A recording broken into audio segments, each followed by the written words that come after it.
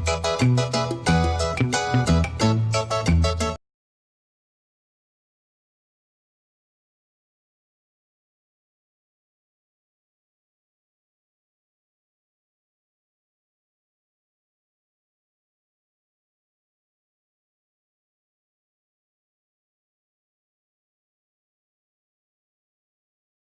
छात्रों, आप घर में आनंद पूर्वक होंगे और आनंद पूर्वक रहते हुए अपनी पढ़ाई लिखाई के कार्य को कर रहे होंगे और पढ़ाई लिखाई को करते हुए आप आगे बढ़ रहे हैं। तो ठीक है, आज अब हम अपना काम शुरू करते हैं। जो हमारी पढ़ाई है, आज का विषय है सरल वाक्यानां संस्कृत भाषायां अनुवादः। ठीक है, तो अब इसको करने से पहले कुछ हमारे स्मरणीय बिंदु हैं, याद करने योग्य जो बिंदु हैं वो बता दूं। सबसे पहले वाक्यों को पढ़कर कर्ता व क्रिया की पहचान करनी चाहिए। मतलब आपको हिंदी जो सेंटेंस है उसको अच्छे से समझना चाहिए और समझ के कर्ता और क्रिया क्या है उसकी पहचान करनी है। विशेषण व विशेष्य को एक ही लिंग विभक्ति व वचन में लिखना चाहिए। देखिए बच्चों, जो विशेषण और विशेष्य होता है, लिंग विभक्ति वचन एक जैसा होना चाहिए। कारक चिन्हों के विभक्तियों का प्रयोग करना चाहिए, कारक चिन्हों का ध्यान भी रखना चाहिए, है ना। फिर उपपद विभक्ति का प्रयोग नियमानुसार करना चाहिए। मतलब कौन सा शब्द जो है कौन सी विभक्ति में होता है उसकी आपको पहचान होनी चाहिए, समझ होनी चाहिए। अव्ययों का प्रयोग यथास्थान होना चाहिए, है ना। यदि संभव हो तो यथास्थान संधि युक्त और समास युक्त शब्दों का प्रयोग भी करें। मतलब कहाँ पे हम शब्द को छोटा करके, संधि का प्रयोग करके या समास का प्रयोग करके कर सकते हैं, उनका प्रयोग भी करें। अब बच्चों देखिए, अनुवाद होता क्या है ये भी मालूम होना चाहिए। एकस्यः भाषायाः शब्दार्थम अप्रः भाषायाः शब्दार्थे प्रकटकरणम अनुवादः कथ्यते। एक भाषा के शब्दार्थ को दूसरी भाषा के शब्दार्थ में प्रकट करना ही अनुवाद कहा जाता है। अब अनुवाद के लिए बच्चों सरल पर्याय शब्दों का प्रयोग करें। पर्यायवाची बहुत से होते हैं, कुछ कठिन होते हैं, कुछ सरल, तो सरल पर्याय शब्दों का प्रयोग करिए। अनुवाद करने के लिए क्रिया हमेशा कर्ता के अनुसार होनी चाहिए। कर्ता जिस पुरुष और वचन का होता है, क्रिया भी उसी पुरुष और वचन की होनी चाहिए। एक वचन जो वचन है हमारे संस्कृत में 3 है, एक वचन, द्विवचन, बहुवचन। लिंग भी 3 है, पुल्लिंग, स्त्रीलिंग, नपुंसकलिंग। पुरुष प्रथम पुरुष, मध्यम पुरुष, उत्तम पुरुष। अब देखिए बच्चों, मैं लास्ट में आपको बताना चाहती हूँ कि अहम अवम का प्रयोग उत्तम पुरुष की क्रिया के साथ होता है। त्वम युवाम यूयम का प्रयोग मध्यम पुरुष की क्रिया के साथ होता है। मध्यम पुरुष के साथ संबोधन का भी प्रयोग करते हैं। इसके अतिरिक्त सभी सर्वनाम शब्द और संज्ञा शब्दों का प्रयोग प्रथम पुरुष में होता है। बच्चों देखिए, अब मैं आपको कुछ अभ्यास कार्य कराती हूँ। हिंदी सेंटेंस मैंने लिखे हुए हैं, आपको मैं संस्कृत में इसे समझाती हूँ। तो बच्चों देखिए, अब वह का मतलब क्या होता है? वह पुस्तक पढ़ता है। तो वह का मतलब कि आपको सोचना पड़ेगा, पढ़ता है तो कोई लड़का है ना, यानी पुल्लिंग शब्द है। तो हम क्या लिखेंगे? सह लिखेंगे। फिर देखिए बच्चों, अब पढ़ता है कि एक बच्चा है तो ये लट लकार भी है, तो आप क्या करोगे? प्रथम पुरुष एक वचन का प्रयोग करोगे तो यहाँ क्या हो जाएगा? पठति लिख दो पहले। फिर क्या पढ़ रहा है? पुस्तक पढ़ रहा है या पुस्तक को पढ़ रहा है, होता है ना। तो हम क्या लिखेंगे? सह पुस्तकम पठति। ठीक है। वे सब गांव जा रहे हैं, तो वे सब की संस्कृत क्या होती है? सा तो ते। तो हम क्या लगाएंगे? अब देखिए, हमने ते क्यों लगाया? जा रहे हैं यानी कि लड़के ही हैं, है ना। अब जा रहे हैं, ते है तो बहुवचन, प्रथम पुरुष बहुवचन क्या है? गच्छति, गच्छतः, गच्छन्ति। तो हम क्या लिखेंगे बच्चों? गच्छन्ति लिख लेंगे। अब देखिए, गांव को जा रहे हैं या गांव जा रहे हैं तो ग्रामम लिख लेंगे, ठीक है ना। ते ग्रामम गच्छन्ति। वैसे बच्चों मैं आपको बताऊं, गम अर्थ में तृतीया विभक्ति ही प्रयोग होती है और कोई विभक्ति नहीं। तो ते ग्रामम गच्छन्ति हो गया। तुम सबका विद्यालय कहाँ है? अब तुम सबका, तो हम ये षष्ठी विभक्ति बहुवचन है। अब देखो षष्ठी विभक्ति में कैसे होता है? तो युव्यो युष्माकम। तो हमने अब बहुवचन लिखना है, तुम सबका है, इसलिए हम क्या लिखेंगे, युष्माकम। ठीक है, युष्माकम। अब विद्यालय, तो हम क्या लिखेंगे, युष्माकम विद्यालयः। ठीक है। अब कुत्र का क्या होता है, कहाँ का, कुत्र होता है, और अस्ति। ठीक है। तुम दोनों पुस्तक पढ़ो। अब तुम दोनों का क्या होता है, त्वम युवाम यूयम, तो तुम दोनों का युवाम होगा। ठीक है ना, क्या लिखेंगे, युवाम। अब देखिए पुस्तक पढ़ो है तो पुस्तकम लिखेंगे, है ना। अब मैं आपको यहाँ पे पहले क्रिया नहीं लिखी हूँ, अब इकट्ठा एक साथ बता रही हूँ, पढ़ो। अब हम आज्ञा दे रहे हैं। अब ये क्या है, मध्यम, युवाम, त्वम युवाम यूयम मध्यम पुरुष में होता है। अब द्विवचन है, तो देखो अब हम जैसे पठ कर ले लो, है ना। अब मैंने पठतु पठताम पठन्तु, पठ पठतम, तो हम क्या लिखेंगे बच्चों यहाँ पे, पठतम। ठीक है ना, युवाम पुस्तकम पठतम, क्योंकि तुम दोनों के मध्यम पुरुष द्विवचन लगेगा, है ना। मैं फल खाना चाहता हूँ, तो अहम, मैं का क्या होगा, अहम। अब देखो अहम का जो प्रयोग है उत्तम पुरुष की क्रिया के साथ होगा, तो अहम है, फल खाना चाहता हूँ, तो खाना चाहता हूँ है, तो अफन खा, तो यहाँ क्या हो जाएगा, अहम फलम खादितुम।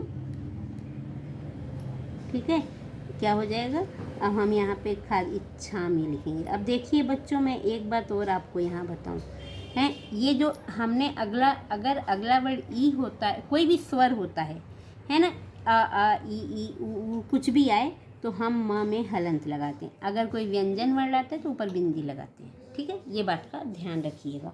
इसके बाद देखिए बच्चों, वह ईश्वर को नमस्कार करता है, तो यहाँ पे देखिए सह, वह का, अब लड़का ही है इसलिए हम सह लिख रहे हैं। ईश्वर को तो हम लिखेंगे ईश्वरम। ठीक है, स ईश्वरम नमस्कार करता है, तो बच्चों देखिए नमति लिखेंगे, है ना। नम धातु, तो स है, प्रथम पुरुष एक वचन लग रहा है तो नमति लिखेंगे।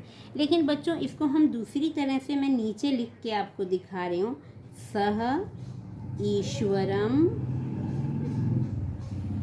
नमस्कारम। ठीक है, अगर हम नम धातु का प्रयोग नहीं कर रहे तो ऐसे भी लिख सकते हैं, स ईश्वरम नमस्कारम करोति, वह ईश्वर को नमस्कार करता है, तो हम ऐसे भी लिख सकते हैं।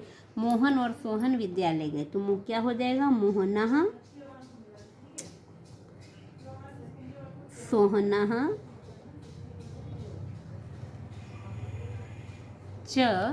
अब विद्यालयम, विद्यालय को गए ना, गए, मैंने बताया ना गम अर्थ में द्वितीय लगती है, तो विद्यालयम।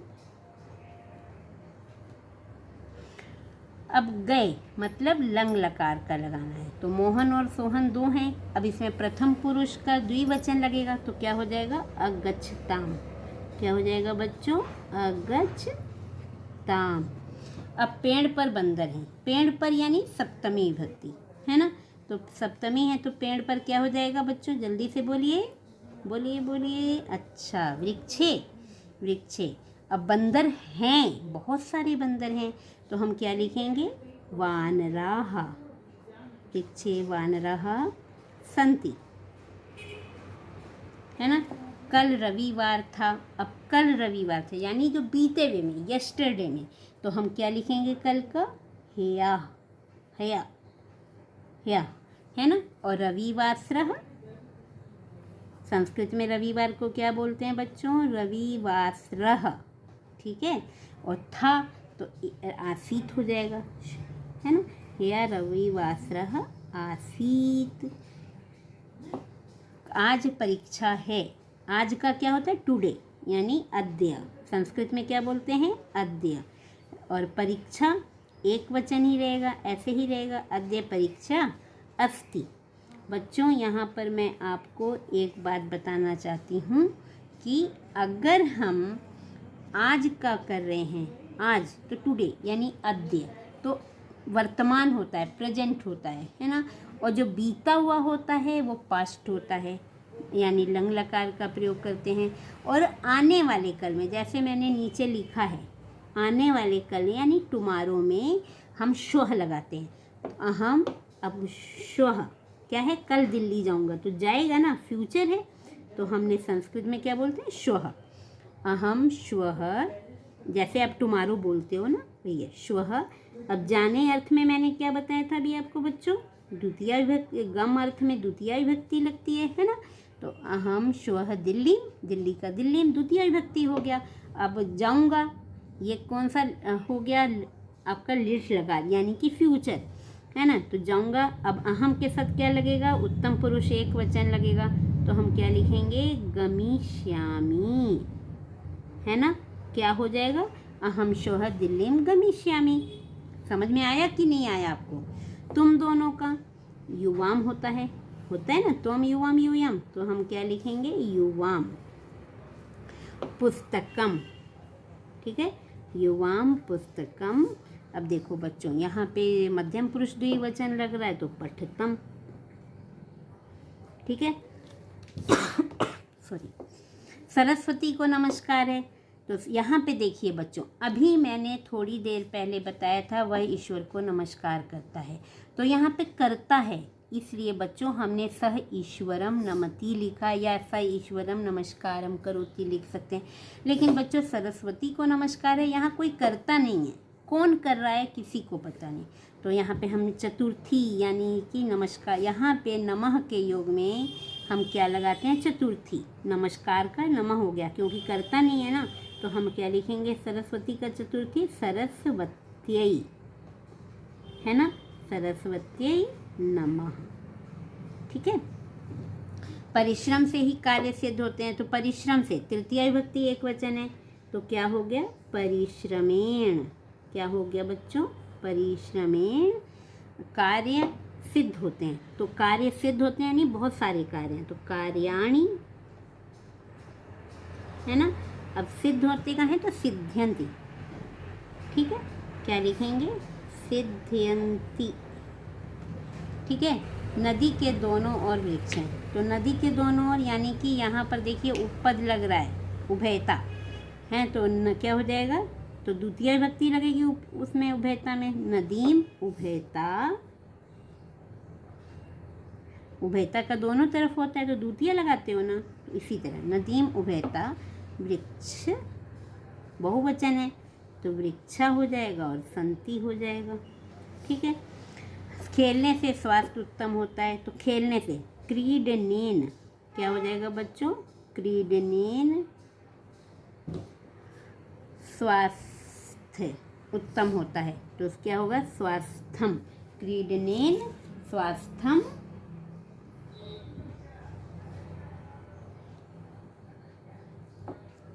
उत्तम होता है, उत्तमम भवति, उत्तमम भवति, ठीक है बच्चों। समझ आ रहा है कि नहीं आ रहा। तुम दोनों भोजन करो, तुम दोनों का युवाम भोजन करो, युवाम भोजनम कुरुतम, ठीक है।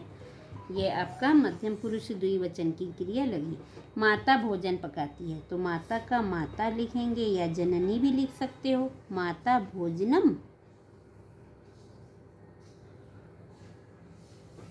पचती, है ना। राधा गीत गाती है, तो राधा का क्या हो जाएगा, राधा गीत गाती है तो गीतम, और राधा गीत गाएगी है, लिट लकार लगाए, है ना, तो राधा गीतम। अब देखो इसका लिट लकार क्या है, अलग तरीके से चलता है, तो गास्यति हो जाता है ना, क्या हो जाता है, गास्यति, राधा गीतम गास्यति, हैं। सरोवर में कमल खिलते हैं, तो सरोवर में कौन सी विभक्ति है बच्चों, सप्तमी एक वचन, तो सरोवरे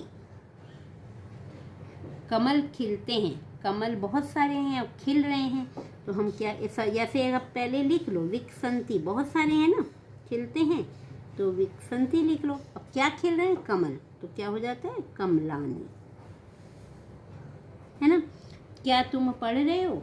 अब देखिए हमने क्वेश्चन पहले किया, जैसे आप कोई इंग्लिश में भी व्हाट पहले लगाते हो या जो भी आपका रहता है ना, तो यहाँ पे हम क्या का क्या लिखेंगे, किम, हैं, क्या तुम, किम तुम पढ़ रहे हो, हैं, क्या हम पूछ रहे हैं ना, किम तुम पठसी, पढ़ रहे हो, क्या तुम पढ़ रहे हो, ये हो जाएगा।